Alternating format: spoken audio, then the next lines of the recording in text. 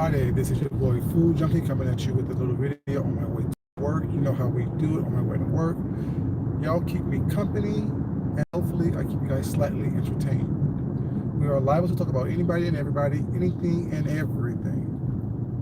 Let's get it started. You saw on the title of the video. HBCUs versus PWIs. Just in case y'all don't know what those mean, those acronyms. HBCU is historically black college and universities, and PWIs is predominantly white institutions. My earpiece in, you guys. Once again, HBCUs is historically black college and universities, and PWI is predominantly white institutions. Those two topics this topic has been going on for a while now on these streets of YouTube, or in social media, I should say. And this conversation has been going on for a while, basically in general, just in life. Which one is better? Which one is best for black people, this and third? Let me give you a little history about a lot of these HBCUs. Just a little brief histories. Back in the days during slavery and things of that nature, we knew black people were not allowed to be educated, not allowed to read, things of that nature. But as time went on during that era of slavery, and we know how the mulatto children of the slave and the white slave masters were being born, these slave masters pretty much wanted their mulatto children to be educated. So a lot of these predominantly black and historically black colleges and universities were started to educate the mulatto children of the slave masters. Although they didn't quote unquote claim, they still wanted their children to have some remnants of success. This is a brief history of the HBCU. A lot of them was started by, to educate the slave masters' children, bastard children, I should say, because they wasn't raising them like their loving fathers or loving children. They were the bastard children of these slave masters. Cut to, my story. As you guys know, I went to a HBCU. I went to Morehouse College. Went to it, was accepted to it, but didn't finish it. But that's all part of the story. When I applied, growing up, being a young man, like I told you guys, I was in poverty. I grew up in poverty. Was not no shame of that, no type of embarrassment of that. You know what I'm saying? It is what it is. But growing up in poverty and being what they would call a quote unquote wayward child, fighting all the time, being bad, cussing out teachers, quote unquote not doing good in school by the educational standards, things of that nature. I was never a dumb child. I was just fighting a lot. You know what I'm saying? And fighting will get involved, will get interfere with my education, and the education will interfere with my fighting.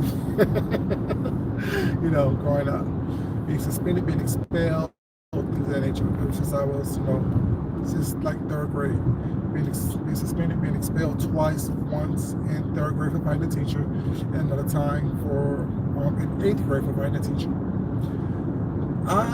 People always say, oh, well, he's not going to be nothing. He's just going to be another person on the street or in jail or dead, da-da-da-da. You know what I'm saying? Things of that nature. Like I said, don't ever judge a book by its cover, because you never know where someone came from or what someone's been through, things of that nature. Like I said, I don't look like where I came from. I don't look like what I've been through, thank God. But I've always known that part of even as a child, even when I couldn't put my finger on it, I always knew that the circumstances and situation in which I was born into is where I'm going to reside. Just like I say, just because I could go somewhere, just because I'm part of something was not, or quote unquote part of something, doesn't mean that that's who I am. I pick and choose who I'm going to be. I pick and choose what I'm going to do and how I'm going to live. I've always done that. So one time after being suspended for fighting, whatever, they sent me to the school counselor, because they thought I had a mental problem. I don't have a mental problem. My problem is I don't get disrespected. Never have, never will by anyone. I've never been a person to be disrespected. I've never allowed people to disrespect me, even as a child. adults can get it. That's why this whole respect because of your elders, I got no fucking elders. If you talk greasy to me, I'm gonna talk greasy to you. You talk crazy to me, I'm gonna talk crazy to you. Anyone and everyone can get it. Y'all know I say that all the time. That's what I started off saying. Anyone and everyone can get it, including myself. I'm not an exception to the rule. You know, but I've never been a person, even as a child, to allow people to talk to me crazy or talk to me greasy or try to do stuff to my face that, you know what I'm saying, I can actually have a voice in. So talking to this counselor, she was being real, just snooty and snideful and just crazy, you know what I'm saying, just trying to talk down to me because I've been in trouble a lot. Well, what you gonna do? Well, how you gonna do your future? Da, da. And I just kind of said, I'm going to Morehouse because you know Morehouse is, you know, um, quote unquote the best school for black men here in America. You know what I'm saying? It was historically black. It was a school that have this all this prestige and things like that, and people have a hard time getting into Morehouse. And she laughed at my face. Like, okay, cool. Still continue to do my fighting and stuff because this was like probably in fifth, sixth grade. You know, I said this to her. So still did what I did was that tried to cut back a little bit on it. You know what I'm saying? Because that's I knew I can't be fighting and getting in trouble and you know what I'm saying have a future. But at the same time, who I am, just instinctively, naturally, you're not going to talk to me greasy. I don't care who you are, adult, children, whatever, peers, whatever. I just don't get talked to greasy. You don't do that. Like it's, I don't see the point. You can actually speak to me, and we can accomplish something. Always been this way. You can speak to me, and we can accomplish something and come to a resolution, even if it's to decide to disagree, or agree to disagree. My thing is, that's where the whole Morehouse thing came to my mind because people thought I was not going to amount to anything. People thought that I was going to go anywhere, go any further than where I was, stay stuck where I was. You know what I'm saying? Under the poverty line, fussing, fighting, carrying on, because that's what my road to was heading, based on what I used to do. So after eighth grade, when my last time being expelled for fighting a teacher, you know what I'm saying? I decided, okay, you know, I really need to stop all this. I need to learn to control myself, control my temper, and not allow everything that people say bother me. Because the only person that can really control what I do is me. You know what I'm saying? Because of what people say, if I react to it, if I respond to it, if I hurt my chances of fulfilling my dreams and my goals, the only person who wins is them. I don't win. I may have won the fight, but I don't win in life. So after I finally got back into a school, you know, I told y'all that story previously. After I finally got back into a school, after like a month and a half of not being in school in eighth grade, that was my last year in junior high school, middle school, and my first the year before I went to high school. I knew in high school I had to get my life together. So that's just a little history of my decision of why I wanted to go to Morehouse. But all through high school, was not good grades, top of my class, in the top 10% of my class, whatever. Top, you know, Mesa and all this other stuff, all these accolades and things that you have to do to show that you have the qualifications to get into, you know, a prestigious school like Morehouse or any school in general outside of high school if you want to go. ACT is great, SAT is great, you know what I'm saying? Honor roll classes, all these things, whatever. But this reputation still followed me of being a fighter, someone who will cuss you out and fight you no matter who you are. You know what I'm saying? That reputation still preceded me, you know. But I tried to do everything. In high school, I think I can hang out to 1 or 2 fights, not really as much as I did when I was in middle school and elementary school, stuff like that. But they knew by then, also they knew by then that I don't play. You know what I'm saying? I will get with you if I have to get with you. I don't want to, but if I had to, I will, with no problem whatsoever, and it will be a good situation for anyone involved. Me, because I will ruin my chances to get into a good school, and them, because you get your ass stomped out. But, you know, I applied to Morehouse, and I applied to several other schools as well, PWIs and other HBCUs as well.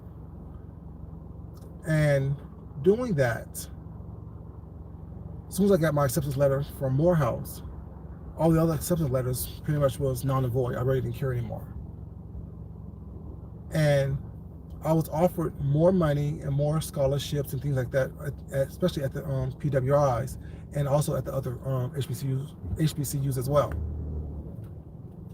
You know, but my thing was to prove a point and to teach a lesson to people. Don't ever count me out. Don't ever doubt me. When I say I'm gonna do something once, not I'm going to do it, regardless if it takes me years to get it accomplished. I'm going to make sure that whatever my dreams are, whatever my vision is, I'm going to make sure that I am the one that fulfills that vision and those dreams. So, cut to me going to Morehouse. You know, told y'all when I first got to Morehouse, I was homeless. Not homeless without an address. No, sorry, not homeless without on the street homeless, but homeless without an address. You know, type of thing. You know, because my dorm room was ready based on financial situations. You know, of course, like I told y'all a couple of years ago, that I went to every place that I could, all kinds of organizations. That's what they called me, a survivor, when I got to Morehouse, when I finally got into the dorm room, because I made sure that I was secure. And that was me at 18 years old, you know what I'm saying? Making sure that I do everything I need to do to make sure that I take care of myself. You know, that's why all this other stuff doesn't really bother me. That's why I don't let things bother me or get to me too much, because like, you know, I know that I put my head down, stay focused, I'm going to accomplish what I want to accomplish. But cut to me not finishing, went to Morehouse for a couple of semesters, you know, didn't finish Morehouse, finished up at a PWI, you know, an art school, years later, where I graduated with a 3.97 GPA. You know, but if I know then what I've known now, I wouldn't have went to Morehouse. Not because it's not a good school, not because it's not a good institution, but my goal was to graduate with honors from college. Although I did that, you know, I would have done it a lot sooner if I didn't have the financial burden that Morehouse had put on me. Because being an out-of-state student, the tuition's already high at Morehouse anyway. It's already high as hell. But being an out-of-state student, the tuition is even higher. So, and the money that was offered to go to some of these other prestigious PWIs would have covered me and my degree well into my master's program. So I kind of regretted going to Morehouse, because while it was for me, I'm gonna teach you, I'm gonna show you, I'm gonna hey y'all, how y'all doing? Sorry about that. If y'all here watching and everybody's watching, y'all forgive me. I'm just trying to follow on the story and driving at the same time. While Morehouse is a great school and I had a great experience there, I have some great friends still at Morehouse. It was just, for me, it comes down to economics, financial stability, and things of that nature. It took me a long time to get out of that financial debt that I was in Morehouse, because although I had scholarships and awards and things like that I got from high school, things that I won in high school, programs and things that I had applied for, it was still a financial burden for me. That's why I didn't finish. And that's the only reason why I didn't finish Morehouse, because it was just a financial burden for me. I was not going to, I'm saying, ruin my future. That's something that I can do later on. You know what I'm saying?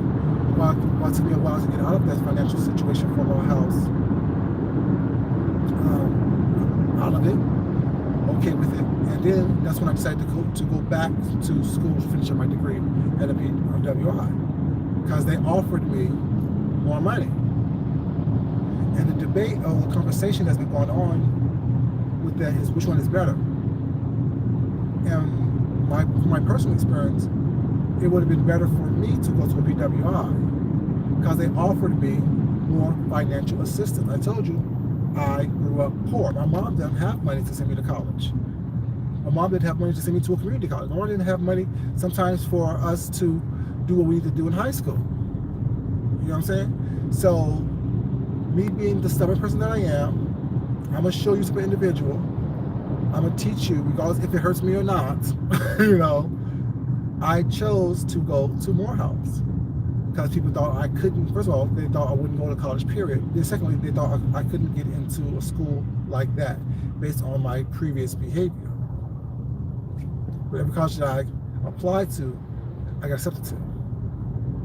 And it's so funny, like my high school class, we all went to pretty good schools.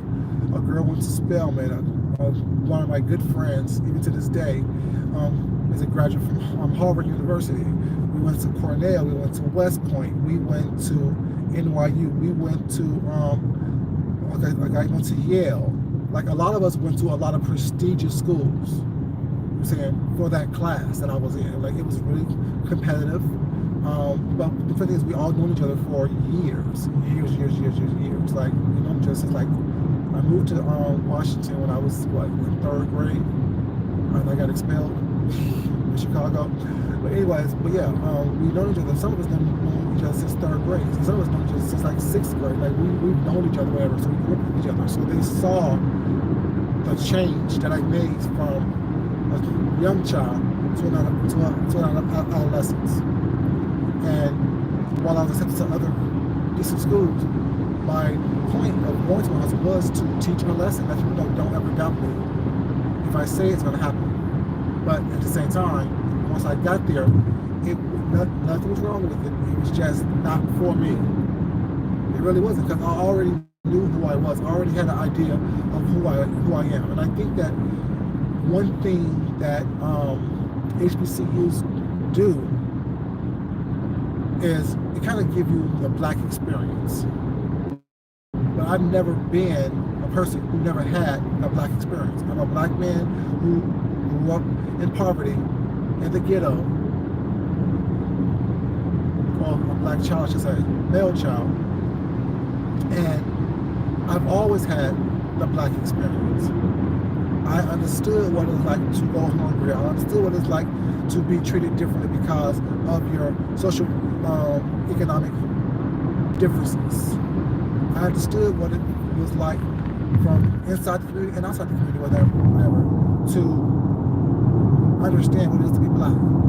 Because in the hood, I'm not black enough. That's a lot of times why I was fighting, because I'm not black enough. I'm not hood enough. I'm not this enough. I wasn't that enough. I was too black to be,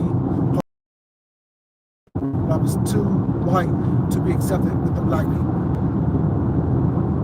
You know what I'm saying? So it was always me having to prove myself in some shape or form to show people I grew up with that was Caucasian and things of that nature, other things, that I was smart enough to be in the honor classes. I was smart enough to be in the college level, college prep classes. I was smart enough to be part of the math team, the chess team, and all these other organizations that I was part of. I was smart enough and pulled together enough to be part of student government. You know what I'm saying? I was all these things that someone who lived in my socially economic background really didn't do. I was going to be an athlete. I wasn't good enough to play football and run track. You know what I'm saying? I had to constantly prove myself to everyone. And then, he's kind of soft. Or he's kind of the pretty boy. So he probably can't play football like us. Okay, well, I did. Play on the street and played it. You know what I'm saying? It is what it is. Oh, he can't get a letter in sports. Got one. You know what I'm saying? I'm a letterman. You know what I'm saying? Was there someone that had anything handed to him? I always had to prove myself on the track. You know what I'm saying? People who went to state before I got there were like, okay, well, let's see what you can do. And when I would tie them or beat them or be right behind them in a race, it's like, oh, he is who he is. So I always had to prove myself. That's a side note, y'all. But back to the conversation about the HBCU and the PWI. Like I said, nothing was wrong with Morehouse. It's just now, it just wasn't for me. I didn't need someone to tell me, because I'm always my own person. I was my own person. I didn't need someone to tell me what it was to be a black man, to show me how it is to be a black man in America.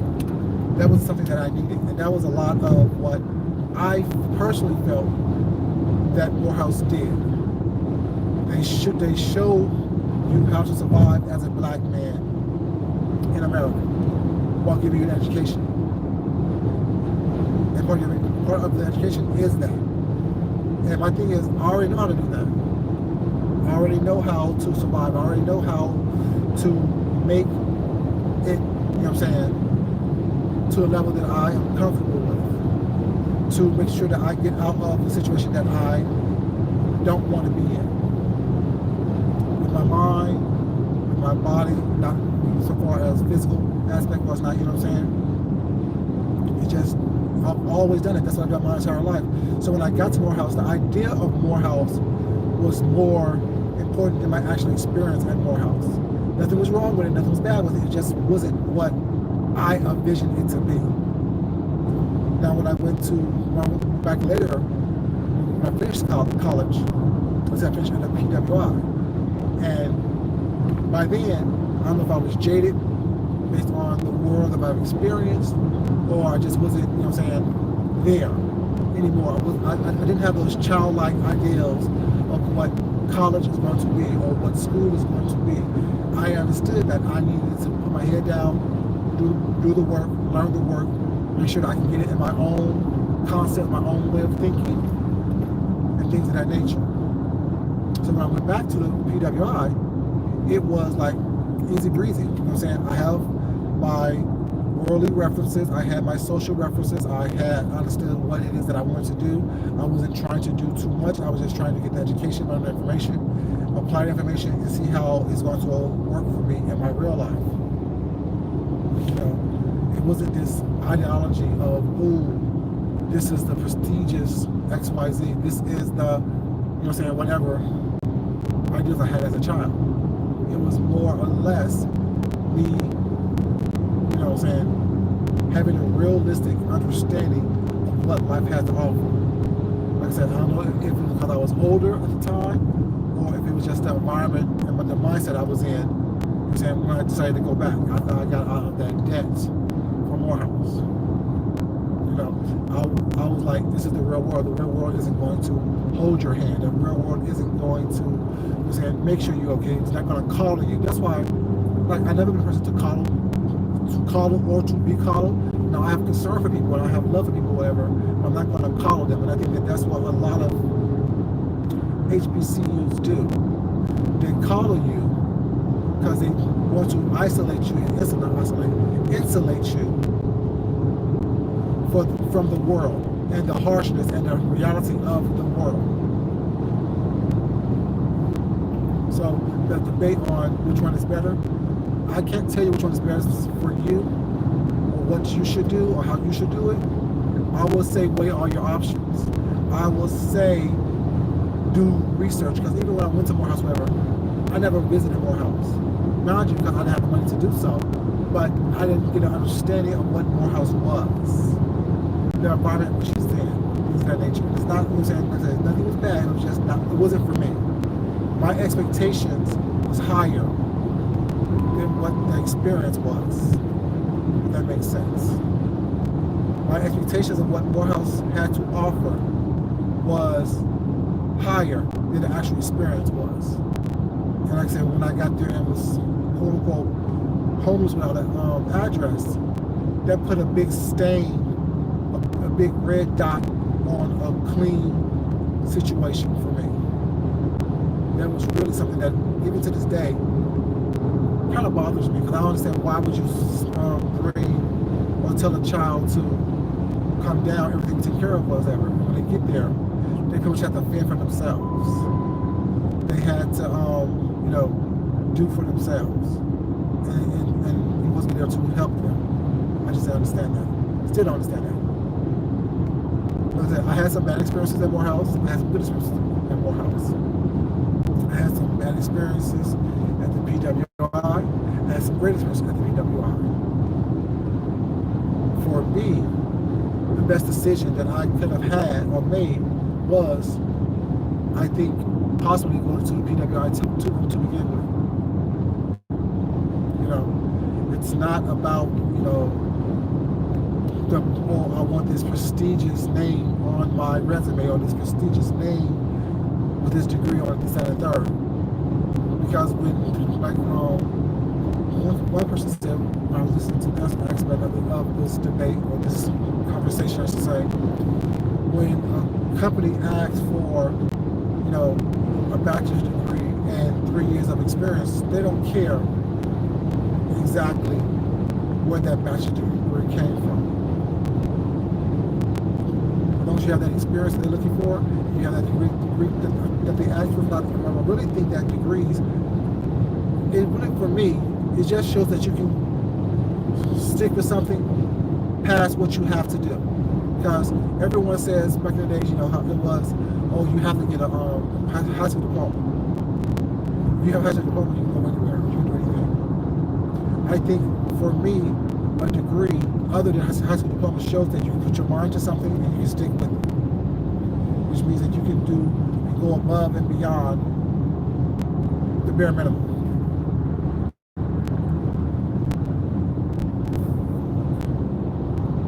Yeah, that's what it means for me. It's not, you know what I'm saying, some type of miracle paper or something's going to get you something that, you know what I'm saying, if you don't put in the work or to make sure you have the criteria to do what you need to do, it's not going to do all that. You have to be able to show that you can put your head, you can stay focused on something and you can definitely, you know what I'm saying, complete what you start. And that's the reason why I finished on my degree. Because I don't want to be like, oh, I have enough hours for an associate's, but I didn't go all the way, type of thing, you know what I'm saying? I want to make sure I did it. And for me, PWI was the best thing for me to do. It wasn't, you know what I'm saying, anything wrong, anything bad, anything horrible. It just, that worked for me. But yeah, that's my just little part of this conversation of, you know, HBCUs and the PWIs, you know what I'm saying? That's just my little story. Like I said, for me, I think a PWI would have been a better fit because it would allow me to finish my degree sooner. It would allow me to have more degrees than I have because they would have paid for it. Because when you are, one thing that we need to understand in this conversation is that when you are a intelligent, smart, talented person of color, you know what I'm saying, look at it as you want to or be offended if you want to, but you do get perks for being that. People do want you in the room. People are willing to put you in the room, even if you meet a quota or not. You know, I don't care what you call me, it's what I answer to, type of thing for me. You know, and before I was more or less trying to be, you know, oh, I want the prestige of this, opposed to, okay, let me complete this and work on something to make myself prestigious, opposed to trying to look for an institution to build me up to be prestigious. If that makes sense, y'all. Yeah. The one why you come over here and have a conversation with you guys about this topic that's going on. And yeah, hope you guys enjoyed it. This is your boy Food Junkie. Let me get myself to work, and I will talk to you crazy kids later. Thank you guys for being here. Love you guys. Hey, everybody in the room. I'm sorry I didn't see you guys or didn't speak to you guys individually. I definitely appreciate you guys being here. Yeah. Talk to you guys later. Love you guys. Don't forget, it's not important that I love you. It's more important that you love yourself. You love someone else. You respect yourself, and you definitely respect someone else. Until next time, y'all, this is your boy Food Junkie. I'll holla at y'all.